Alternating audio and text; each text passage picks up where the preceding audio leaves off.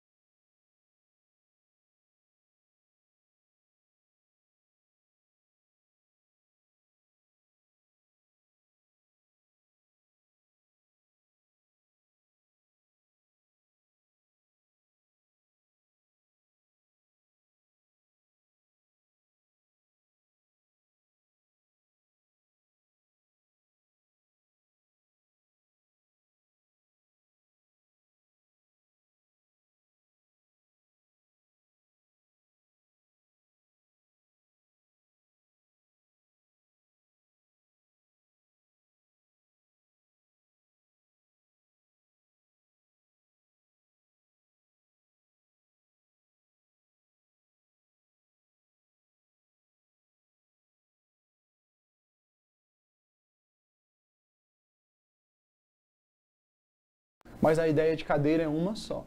Então o que o Platão está querendo dizer é que, de fato, as ideias existem e nós podemos compreender elas racionalmente. Eu olho para os objetos, mas eu percebo que a verdade não se dá nos objetos, a verdade se dá na ideia por trás deles. Cara, pelo amor de Deus, né? Incrível, né? O Platão, assim, é assustador, tá? O cara é genial, porque quando você começa a falar de uma outra realidade que não é meramente a realidade sensível, parece que o Platão está estabelecendo as bases do estudo da metafísica. E a metafísica tem a ver com toda essa nossa capacidade de compreender as coisas para além dos objetos, da sensibilidade, né? E Platão é realmente o primeiro a fazer isso, assim, e ele vai ser reconhecido como um dos filósofos mais importantes justamente por isso, né? Por essa contribuição, a coisa das ideias, né? Outra coisa, assim, pensem que a doutrina das ideias de Platão serve também como uma ferramenta de definição do conhecimento. Ou seja, o conhecimento racional é um conhecimento verdadeiro, porque não se baseia na sensibilidade, não se baseia na opinião, não se baseia na enganação. É por isso que a gente vai falar de um método dialético no pensamento de Platão também, né? Parece que o método dialético de Platão tem a ver com você, de alguma maneira, compreender a contraposição de ideias e entender que, para além do objeto material, das opiniões, existe uma ideia. E essa ideia pode ser compreendida racionalmente, né? Outra coisa, a famosa teoria da reminiscência de Platão, né? Esse aqui é legal pra caramba também, porque assim, o Platão, ele vai dizer que no fundo, conhecer nunca é conhecer as coisas novas. Todo conhecimento nunca é um conhecimento novo. Mas conhecer é lembrar aquilo que você já sabia. Ou seja, conhecer é lembrar. Entendam, isso pode parecer um absurdo pra gente, modernos, contemporâneos, que temos a ciência, mas a gente tem que ter uma certa caridade com o cara, porque assim, ele está definindo as coisas do zero. E o que o Platão está querendo dizer com conhecer, lembrar, é porque o Platão vai ter uma concepção bem interessante acerca da alma humana, da essência humana, né? Lembrem-se, os gregos eles vão relacionar alma com isso que a gente entende hoje como mente, né? Como psique, né? Então, Platão vai dizer, olha, a nossa alma, ela vem do mundo das ideias e é aprisionada no corpo. Como a nossa alma vem do mundo das ideias, ela é uma parte do mundo das ideias, ela sabe de tudo. Ou seja, todas as verdades, todo o conhecimento já está dentro da nossa alma. Só que quando a gente é aprisionado, quando essa alma é aprisionada no corpo, ela se esquece dessas verdades. Então Platão vai dizer, toda vez que a gente conhece alguma coisa, é como se a gente estivesse despertando na nossa alma um conhecimento que já existia ali, né? É por isso que a gente vai falar que no pensamento de Platão, isso aqui constitui um inatismo. Ou seja, é uma concepção acerca do conhecimento que acredita que a gente já nasce sabendo de alguma coisa, né? As famosas ideias inatas, o conhecimento inato, né? Eu não estou aqui para dizer se é certo ou errado o que o Platão está querendo dizer, mas o que ele parece estar querendo mostrar é que, de fato, o nosso conhecimento é algo que não se dá meramente através da sensibilidade, mas através da razão. E quando eu conheço, eu nunca conheço coisas novas, eu só lembro o que eu já sabia. Justamente porque dentro do pensamento de Platão vai ter essa influência, né? Da coisa do mundo, das ideias, da alma, né? Então, é bem legal, porque Platão ele está estabelecendo uma outra forma de pensar o conhecimento, né? Além disso, a gente vai falar do famoso conceito de mímese em Platão, que é uma coisa absurdamente complexa, tá? Mas a gente vai falar que tem a ver com a representação da verdade. É porque o Platão acredita que a mímese tem a ver com uma certa imitação das coisas. É mais ou menos o seguinte, o mundo material, os objetos, a matéria, né, tudo aquilo que a gente vê, tudo aquilo que a gente conhece através do sentido, no fundo, são representações de uma ideia. Ou seja, a verdade ela se apresenta de várias formas, né? Parece que esse mundo aqui dos objetos, eles se apresentam, a ideia se apresenta através dos objetos. Então é como se o nosso mundo material fosse uma mímese, uma cópia, né, do mundo das ideias. Claro, Platão vai ter uma forte crítica, né, ao conceito da ideia da arte como representação, né? Ele vai falar que a arte, ao tentar representar o mundo, ao tentar de alguma maneira fazer uma representação apenas do mundo material, a arte de alguma maneira está permanecendo num lugar de enganação, né? É uma crítica bem controversa, mas também bem interessante, assim, né? Pensar a verdade pensar o mundo material, o mundo sensível como representação, ok? Então, meus queridos, eu acho que a gente já tem aqui um pouquinho de conteúdo para tentar responder uma questão, né? Me acompanhem aqui, por favor, tá? Para a gente tentar responder uma questão juntos. Então, olha só. Você tem aqui essa representação, essa é uma pintura bem famosa, né? A famosa pintura do Rafael Sanzio, né? Da Escola de Atenas. Joguem no Google aí que vocês vão ver, é incrível, tá? E aqui nessa imagem, você vai ter, no caso, Platão, né? E Aristóteles, né? Platão apontando o dedo para cima, né? Representando essa famosa noção dele do mundo das ideias, ou seja, a verdade se dá no mundo das ideias. E do outro lado você vai ter o Aristóteles, que é o grande discípulo de Platão e a pessoa que mais discordou dele. Assim. Apesar do Aristóteles ser discípulo de Platão, ele foi o seu maior opositor, né? E o Aristóteles está com a palma da mão, né? Virada para baixo, né? Representando a famosa noção do Aristóteles de que a verdade se dá através dos sentidos, do mundo material, né? É bem interessante porque essa imagem também vai representar muito dessa contraposição de ideias que existe já na antiguidade. Mas vamos lá. No centro da imagem, o filósofo Platão é retratado apontando para o alto. Esse gesto significa que o conhecimento se encontra em uma instância na qual o homem descobre vamos lá, opção A, suspensão do juízo como reveladora da verdade. Suspensão do juízo tem a ver com você deixar de discutir, você parar de tentar compreender as coisas. Então, suspender o juízo, segundo Platão, não tem nada a ver com revelar a verdade. Então, a opção A já está errada, né? Realidade inteligível por meio do método dialético. Aparentemente é essa aqui, né? Já que a gente vai dizer que dentro do pensamento de Platão existe essa concepção acerca das ideias, né? A famosa doutrina das ideias, que tem a ver com o método dialético, ou seja, você contrapõe ideias, você contrapõe opiniões, né? Percepções do mundo, e a partir dessa contraposição você tem a capacidade de ascender ao mundo das ideias. Mas vamos ver as outras. C. Salvação da condição mortal pelo poder de Deus. Assim, Platão ele tem uma concepção acerca de Deus, a famosa ideia do demiurgo, né? Mas não tem a ver com salvação da condição mortal, tá? É outra coisa, o demiurgo tem uma importância bem grande no pensamento de Platão, mas o demiurgo representa esse ser, né? Criador, que pega as ideias do mundo das ideias e representa elas no mundo sensível, de uma forma material, né? Enfim. D. Essência das coisas sensíveis no intelecto divino. Essência das coisas sensíveis no intelecto divino. Assim, não faz o menor sentido, né? Eu nem preciso explicar isso, porque assim, essência das coisas sensíveis no intelecto divino. A gente sabe muito bem que o Platão é um cara que desconfia muito da sensibilidade, né? E, enfim, no intelecto divino não parece definir nada, né? E. Ordem intrínseca ao mundo por meio da sensibilidade. Aqui também, né? A questão da sensibilidade de novo. Platão desconfia muito da sensibilidade, das percepções sensíveis. Então, ordem intrínseca ao mundo por meio da sensibilidade. Se tem uma coisa que não pode revelar a ordem do mundo, a ordem intrínseca das coisas, né? É a sensibilidade, pelo menos segundo Platão, né? Então, de fato, parece ser a opção B, né? Realidade inteligível, e quando a gente fala de inteligível é justamente dessa perspectiva racional, ou seja, eu posso inteligir, eu posso contemplar, eu posso compreender racionalmente, né, as coisas por meio do método dialético, ou seja, opção B, tá? Volta aqui para mim.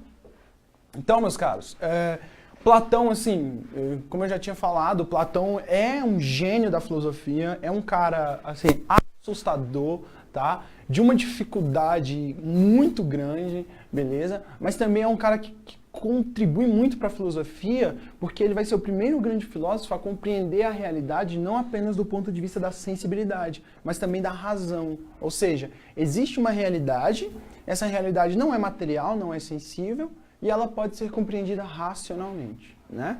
Essa coisa da doutrina das ideias no pensamento de Platão vai ter uma importância muito grande, né? e vai aparecer na obra dele como um todo, na ética, na política, na própria teoria do conhecimento. Essa doutrina das ideias, ela vai aparecer no pensamento de Platão todo, assim.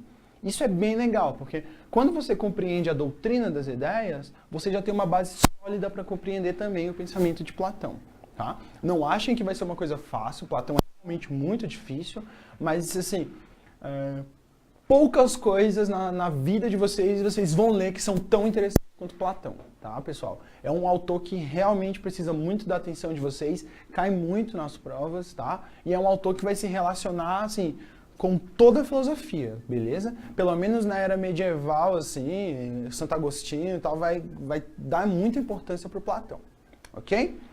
Meus queridos, era mais ou menos isso que tinha para falar sobre o Platão, tá? Espero que vocês tenham entendido, espero que eu tenha contribuído para os estudos de vocês, beleza? Nas próximas aulas a gente vai entrar finalizando a antiga, Aristóteles, e depois vamos discutir um pouquinho da medieval, beleza? Meus caros, muito obrigado, um abraço, bons estudos e se inscrevam no canal do Tudo Mastigado, beleza? Divulguem aí, ajudem o nosso trabalho. Um abraço, tamo junto, valeu, até mais.